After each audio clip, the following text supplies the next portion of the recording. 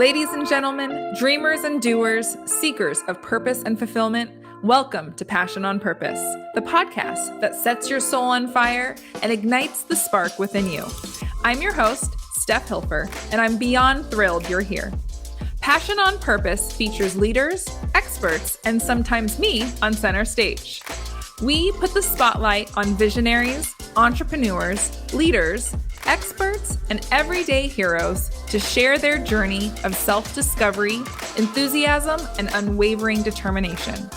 We'll explore how they use their passion and purpose to fuel their brand. Alongside our leaders, we'll provide practical tips, actionable advice, and wisdom from our experts across various fields. So if you're ready to unleash your inner fire, shake off the doubts and insecurities, and pursue a life of purpose with unbridled enthusiasm, then let's dive in. All right, guys, we are back with another episode of the Passion on Purpose podcast. I'm so excited for our leader today. Before I introduce him, I just got to tell you, if you're a regular listener of the show, you've seen some common themes in the type of guests that we have, and I've been so blessed to have amazing, heartfelt, passionate, purposeful guests in the coaching space, real estate, speaking. There's so many great industries that we've touched. And so when I saw this application come through that was so niched, so focused, and so consumer needed, I was just really excited to have Timothy Shaffer. He is the co-founder, CEO, main man on campus, getting all the things done. We talked earlier that titles are kind of silly. So he is the man making it happen at searchtires.com. And I'm so excited to have you on the show, Timothy. Thank you. Thanks, Steph, for having me on the show. I appreciate it. Yes. Well, we're going to dive in deep as we always do and kick it off with our hard-hitting question. What is your why? My why is to help consumers save money and bring the dollars for the community back to the community by going to brick and mortar instead of buying online and then them shipping it to them and turning them into installers. So when someone searches for tires and they look to buy them, all these online companies are great at marketing. I do marketing too. However, our site, if you go to our site, searchtires.com, it shows you your make and model or your tire size. It shows you all of the retailers in your area and the out the door prices, mounted balance, tax disposal, everything. And it'll go from you to us, and then we'll connect you with all of them. You can click to call, click to go to their website, or click to get directions and go get your tires today. And by doing that, you support your community because brick and mortar pays taxes. They employ local community people, and then they also support local little league teams and stuff like that. So I'm very passionate about it. It's probably already coming through, but these people that sell stuff on the internet like tires, that's a service business. If they didn't have the retailers locally in their towns, they couldn't do what they do. So why are we going to take the $600 part of the sale away from, the brick and mortar and give it to a retail and then give $100 to the local person? That makes no sense to me. I'm very passionate about bringing it back to where it belongs. They got 10 to 15% of this market share, and it's a $50.6 billion market. So that's asinine. So I just want to help the communities and help the brick and mortar stores and help the people find the best deal on their tires within 5 minutes. Go get them done today. You can do that. You don't have to wait 3 days for shipping, none of that stuff. It's in your town. It's there now. And they're wanting to take care of you. So, yeah. Yeah. Okay. I want to get to some of our heart-centric pieces of the story of the episode, but I have to ask some questions because I have no idea about this world. So is the dominant consumer solution for tires online right now? Is that where the majority of, people are getting tires? Are they not going to their local community? I didn't know this. Well, 86% of the people start the shop online. So 86% are online. And when you do that and you look at a slick marketing site that's an online, I call them e-tailer, they're online. Yeah, I love that. And they're selling stuff online and it just looks all flashy and good. But overall, over 99% of the cases, they're more expensive by the time you buy the tires, ship the tires, and then have them installed. So that's how that works. So it's 86% start online. So, and in a lot of brick and mortar places, local people, they don't know how to compete in that market where the other ones are experts at it. So they know how to be at the top of the search. They know the SEO. They know the backlinks. They got 150,000 backlinks on some of these sites. So they don't have like searchtires.com is agnostic. No one tells us what to do. All we do is display public information and help the consumer get the best deal they can today on tires and help the communities. Yeah, and get them locally. That's correct. Yes. Okay. All right. I just had to have that framed in my mind because it's like I said, this isn't a world I live in, right? My husband's literally shopping for wheels and tires right now for our new truck. And I'm like, babe, you got this. Like, I'm not, I don't know. He wants them wider and flashier and skinnier, all the things. I don't get how that works. It's not my world. So, okay. But why tires? Why tires for you? Tires, because the crazy thing about this whole thing is it's tires because people don't realize, first of all, it's a need. It's, it's not, everybody needs tires on their car. And the second thing is the price of tires has went up so much. The average set of tires now is $680. And I know you're going to find this crazy, but we save our average person that goes on our site and spends 4 to 5 minutes saves an average of $111 on a set of tires. So that's an electrical bill, that's water bill, that's groceries for a week, whatever you may be. However, in some cases, and there's many cases like this too, the same tire at one store to another store can be $300 less for the set. $300. So that's why tire.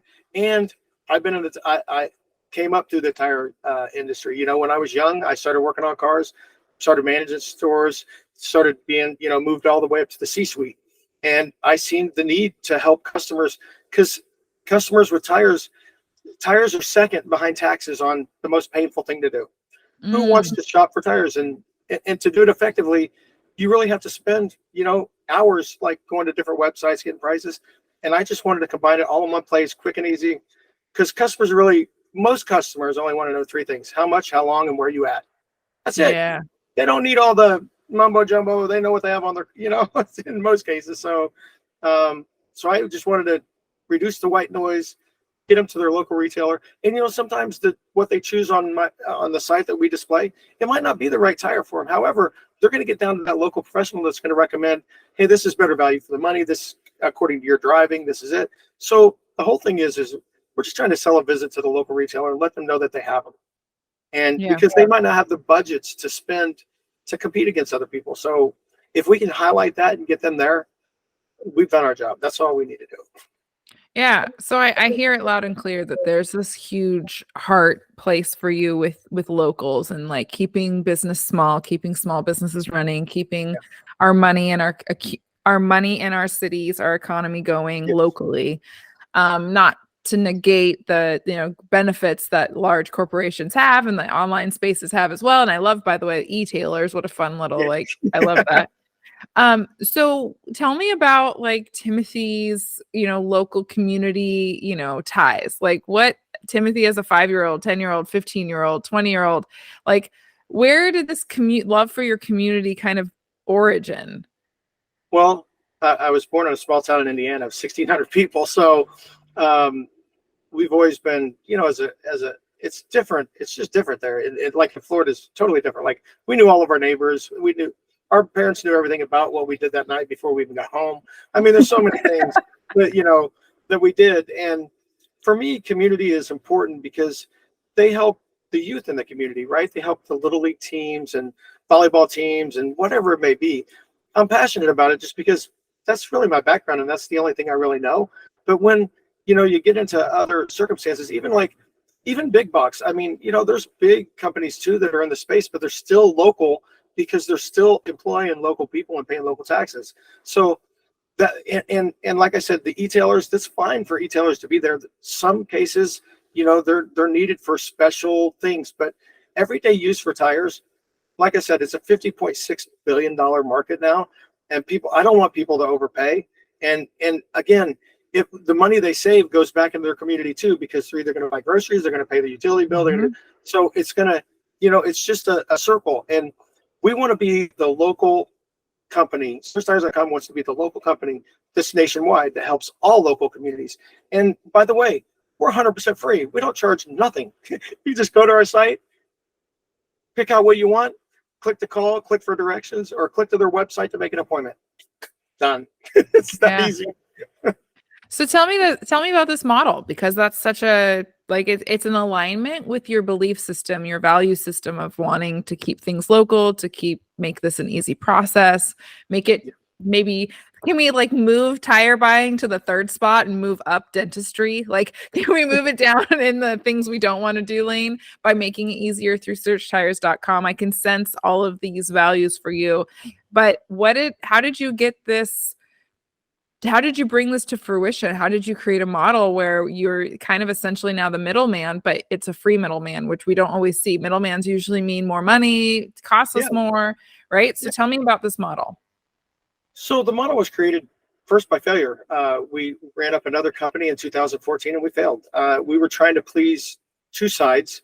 And, the bottom line is you have to pick a side. And I picked the customers. I want to help the consumer, because if I can help the consumer do what they need to do, the byproduct is helping the retailer, because it helps them get them back to the retailers. And, it'll sound odd to some people, but this is just the train of thought that I think. By the time people find out that they need tires, they usually buy tires within 72 hours.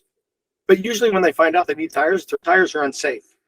So if I can cut that 72 hours down to 48 or hopefully 24 hours by them getting them locally and getting quickly today, it improves safety. I mean, because you don't want unsafe tires next to you if they have a blowout or something like that. God forbid something like that happens. I mean, so, these are all the things that like play in my mind when I created the model. And I said, I've been fortunate, when I got out of the automotive industry in 2014 and swung up the new one, I've been fortunate enough to get into a marketing company that we do other stuff with me and my partner, that we've been fortunate enough to be able to do this now. And we don't have to charge anything for it. And we can be agnostic and no one tells us what to do. When you look on our site, there's no advertisements. I mean, I'm not saying there's never going to be, but there's nothing now. It just, all we do is show you what there is out there in your local community. That's it. And that's the goal. I just want to, I do want to be a middleman, but not for the same causes as a lot of people want. I'm not trying to make money off of it. I'm just trying to help consumers and help communities. That's it. Yeah. I love that you said that this came out of a failure, because I think it's such it's just humbling and powerful that you can say that with such confidence. And maybe today you can say it with confidence because searchtires.com is running well and thriving. But I want listeners to see and maybe be empowered about looking at our failures and seeing them as not, we use failure and it's got a negative connotation to the world, to the word. Should never be a failure. Failure is a learning opportunity. That's all it is to me. When the first model, and I could have kept it going, but it just didn't work. And I you come to the point where you just say, it doesn't work. We just have to come up with something. And through taking my next process of steps of going into marketing and doing all that stuff, then I learned all the stuff that, I was trying to please two masters. And, the true thing about this is, and you brought up focus, I think when we were chatting earlier.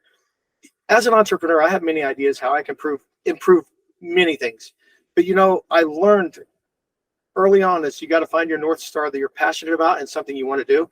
And you got to zoom in on that and be focused, because you can do 10 things good, but do one thing the best. And that's better than anything. And through that is, hey, you spin it up, it doesn't work. And we call it a failure. I never use failure in a negative connotation though, because like I said, it's a learning experience. Everybody's going to fail. Anybody that doesn't fail, hey, great for them. I don't know any of those people, but because we've spun up a lot of things that don't work, but that's just a learning. It's exciting because every failure you have, you're closer to succeeding. That's the way I look at it. Every failure, you're closer to succeeding, because the law of numbers don't lie. But you got to be persistent and you got to be inspired. And if you're not those two things, then if you just take the hit and you just go back and get a job, then hey, so it happens, and I get it. But like I said, being fortunate enough not to have to do that is important, and I'm blessed to have that. Yeah, I want to keep on that, because I think that we can learn a lot of lessons from your failure, and I'm curious, like you had said, you could just hold on to it, and you could have just held on to it and keep making it try, but you didn't. So my question's a couple questions, and you can answer the pieces you remember or want to. How long did you hold on to it? How did you know when to let go? how did you feel while you were in this like place that you knew wasn't right and it wasn't maybe meeting the passion meter, the heart meter that you clearly have? Like, tell me more about that. Sit in that with us. Well, it went on for roughly about 4 years. And when I say this, we had a top-notch team that built one of the nation's best websites. I mean, because we always hire the best, and because when you hire the best, then you usually get the best results, and you let them do what they want to do. You don't tell them what to do. You let them do what they're best at, and you just tell them your vision, right? Well, at that time, my vision was two-sided. I wanted to help retailers and I wanted to help consumers. And so I built out these big, robust, the build was a year. I mean, and usually it doesn't take that long to do a build, but I mean, and it had a lot of stuff behind it. But the issue that came to be that to the ending, the end all be all, is I was helping consumers at the time, yes, but at the same time I was trying to help retailers in a different way. Retailers come on board and they were like buying leads. I was selling leads basically for the customer to get to them, and then there was this whole tracking process, and then we don't believe that. So it turned into like a bureaucracy. Like I'm in it every day. I'm just trying to help people and I have to deal with this stuff. And I get both sides, I get it all, Yeah. but that's not what I envisioned. So, it came to the point where, and, honestly, the way it was like that, it just, at the time and the space we were at, we just couldn't make it work anymore. So we just had to shut it down. I mean, I had all kinds of press. I was on the front of magazines and all kinds of stuff.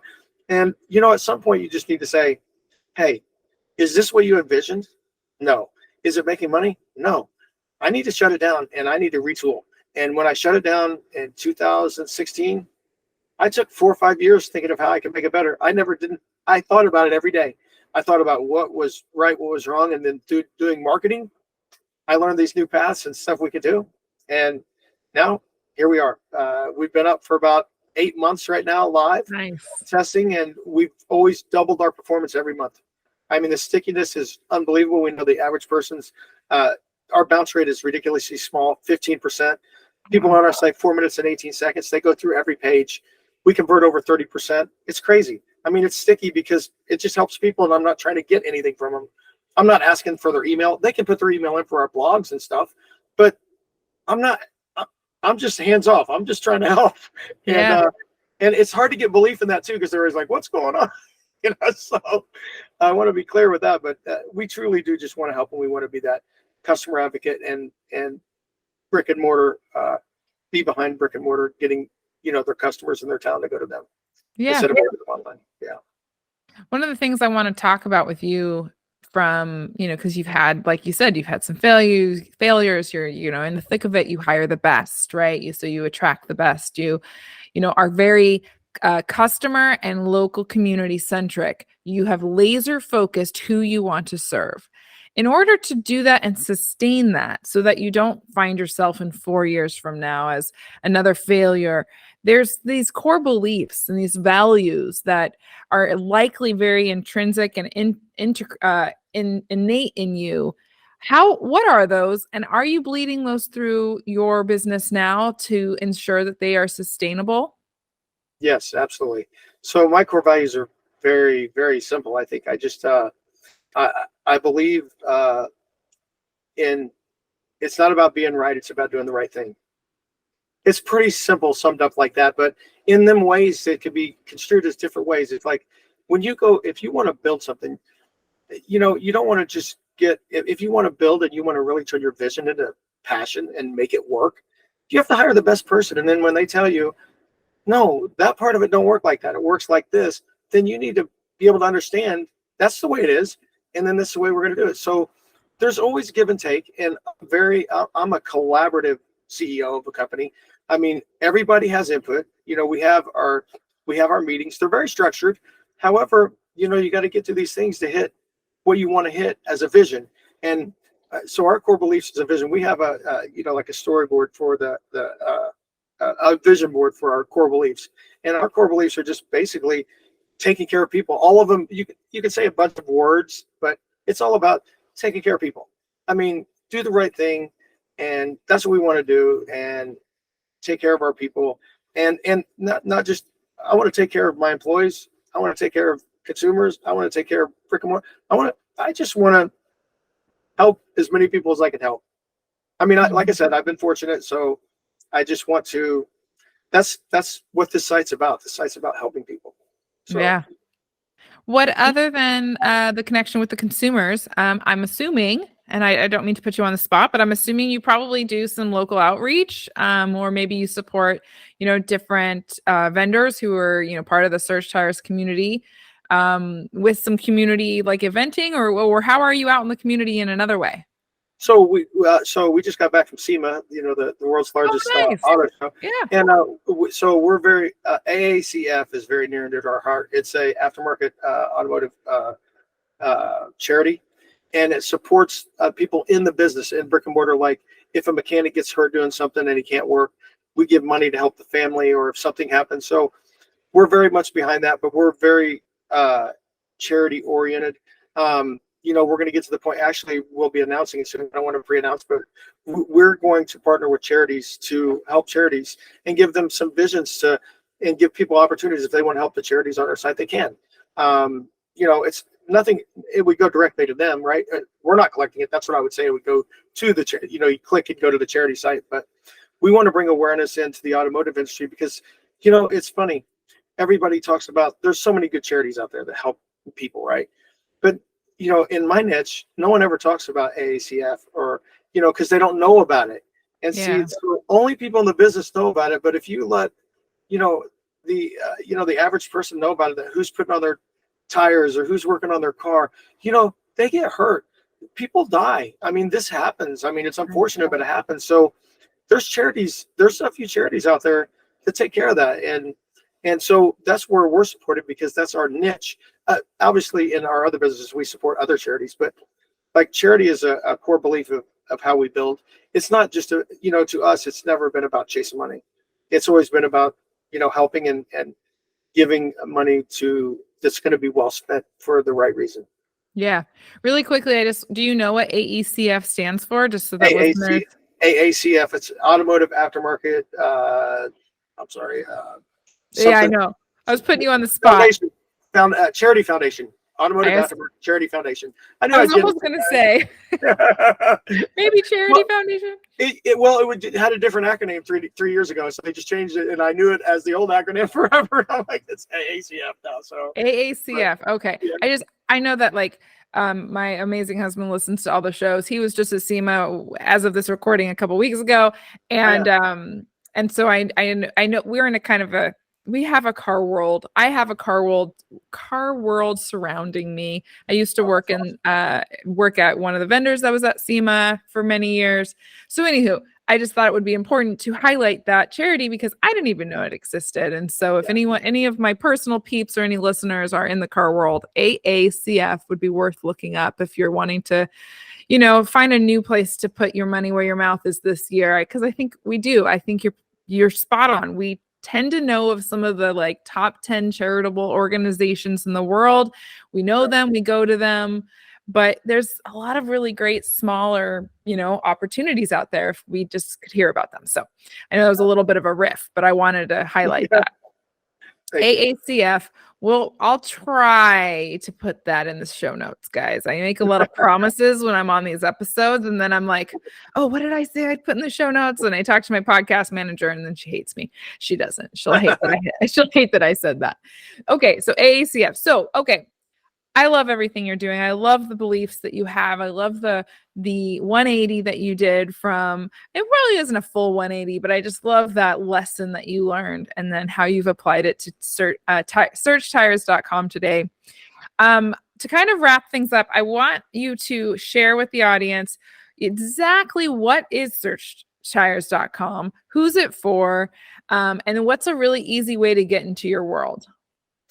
So searchtires.com is a web-based site. You just go to searchtires.com, your make, model of your car, the tire size, and it walks you right. It'll show you all the tires that are available in your local community. You click on the tire that you want by price and sort it by many different ways. Then it shows you all your retailers in your area who has it, and then you can choose a retailer. It sorts by lowest price to highest price, and you can choose which one you want to go to and click to call, click to go to their website, or click for directions.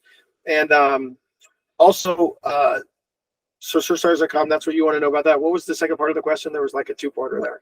Yeah, I know. I always throw people off with that. What's a really good way? I mean, I feel like it's just such a no-brainer because it's a free service. The website's so easy, searchtires.com. But if somebody maybe isn't looking for tires right now, but they want to learn more about you or your business, like Yeah, are there any tools or resources or things like that that can get them into your world? absolutely. Thanks for bringing that back to me. So we have surstars.com and we have a blog there too, surstars.com/blog, or on the site, you can go to the blog. And we have a very helpful piece that even if you're not shopping for tires right now, you can download it, you can print it. It's the 12, we give you the 12 steps to get the best deal on the tires, on a set of tires. And it walks you through individually, and it's in order because I was in the business for 30 years. So I can tell you how to start and where you end. And it's guaranteed to save you money every time because I know how it works. And it's not hurting anybody. It's just, again, it's just a helpful tool to help people. Yeah. I mean, I'm going to say this and I could get heat for it, but I feel like as a woman, I lean so much on my husband, or I just drive to the local tire shop. Like I do all of that. And, because I don't know, because I have, I have the littlest knowledge as far as what I need for my vehicle, which Right. if my dad grew up with a technician as a father, I probably should know more. But even the other day I felt this little wobble in my tire. I had just had them rotated and I felt a little wobble and I heard a noise that was odd. And my husband, like I said, was out of town. So I went to my neighbor's house and I was like, can you just, I don't even know. I went with my fingers and I checked all the lug nuts. Like, I don't know what else. I don't even know if that would help me, but it's Right. all I knew how to do. I was like, well, maybe one's loose. And so, of course, I had to lean on someone else. So, anywho, I just say that because I do know I have a lot of female listeners as well, that, to have this guide where we can just kind of have an idea, these 12 steps on what's important, what should we even be paying attention to. I mean, I haven't seen the guide, but Timothy, you can correct me if I'm wrong. I've got to imagine that just by going through that, we would probably have a better sense of when we even should be starting to think about tires next. Absolutely. And also the other thing is on the blog, there's plenty of safety articles of, what like describes what you're feeling. It sounds like a chopped tire because when you rotate them, sometimes could have been a belt separation. But interestingly enough, you're talking about women, and I know you say this is, but in 2000, like when we were doing tracking, and tracking in 2000 wasn't as good as it is now, but it was like under 10% of women were actually shopping for the tires. And now it's close to 40%. So Oh, I wow. have my data on my sites. Women are around 38%. And so, they're gaining, they're moving up and checking. And I like it because, having the internet and stuff like that is great because they have the tools that they need to make that decision. They don't Yeah. necessarily have to, you can kind of make out what you want, and then you go to the retailer and then they can help finalize that for you and say, oh yeah, that's right, that's good, that works. Or no, you do highway driving or you do city driving. You don't drive that much, you don't need a tire that's this expensive. I mean, I know some people don't want to hear that, but it's true. You can get a really safe tire if you don't drive that much, like work from home like we do. Mhm. We don't drive that much, so we don't have to spend the extra $500 on a set of tires. We can get something a little cheaper because we don't drive. So Yeah.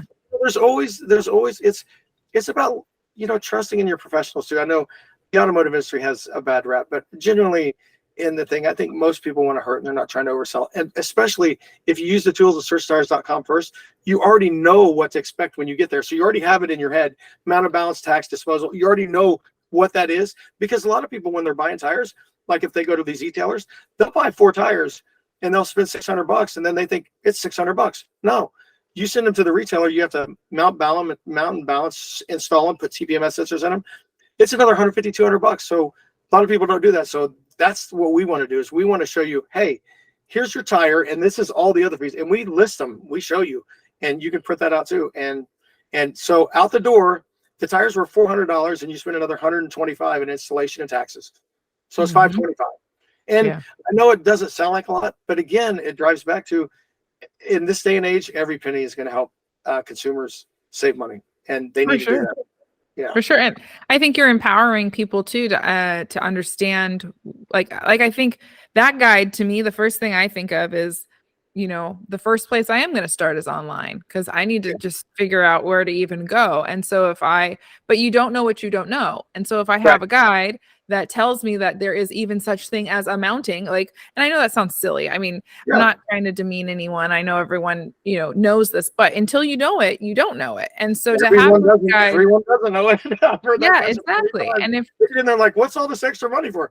Well, we have to put them on, and we have to throw away your old tires, so there's a charge for that too. So all this stuff, and some people, it's what you said, they don't know what they don't know, and that's why we want to highlight it on our site to let you know.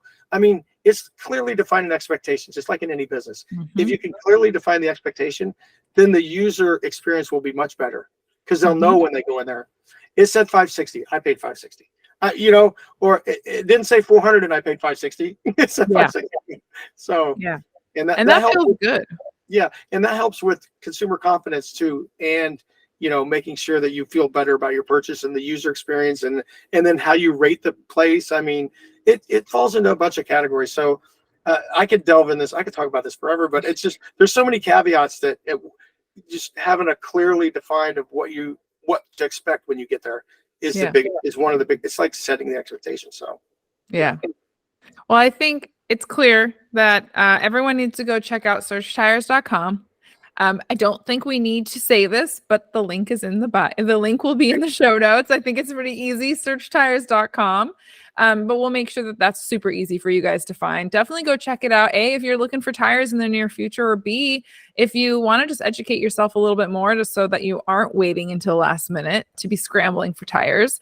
As of this recording, we're nearing fall winter season. So it's probably the worst time to procrastinate your tire needs. So I would say definitely take this. And I will say, when is this? Your episode will probably release still in the midst of winter. So if you guys are listening to this, don't delay, jump on that. Go check out searchtires.com. Timothy, thank you so much for being on. I love this conversation. I loved your transparency and vulnerable shares about where you've been and where you are. I think it's going to be really, really empowering for listeners. Well, I thank you for having me, and I'm always happy to share it. I'd love to come back later on and give an update. No, indeed. I love that. Now I'm feeling I feel cool, like I'm Shark Tank. We need an update on searchtires.com. Where are they now? I love that. All right. Well, thank you again. And listeners, until next time. Thank you so much for tuning in to another episode of the Passion on Purpose podcast. I truly hope you got a lot of value out of this episode. So if you did, please rate, review, and share. If you are interested in being a guest on the show, whether a leader or an expert, please go to getvim.com/podcast and you will find our application page, or reach out to me directly and I can give you more information.